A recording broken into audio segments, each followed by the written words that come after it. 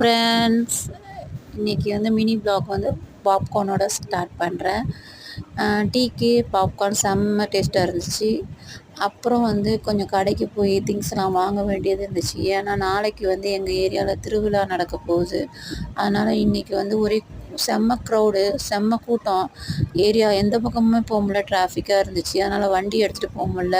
அதோட நடந்து தான் வந்து நாங்கள் கடைக்கு போக வேண்டியதாக இருந்துச்சு. எங்கே போனேன்னா கறி வாங்க போனேன். நாளைக்கு வந்து நாங்கள் வெளியில் போகிறோம். இங்கே வந்து இருக்க முடியாது, அவ்வளோ சவுண்டு வரும்.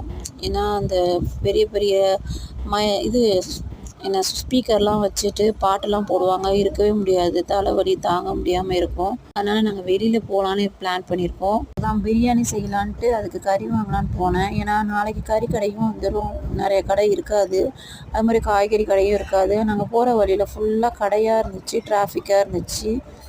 அதை அப்படியே பார்த்துக்கிட்டே போனோம் நாங்கள்.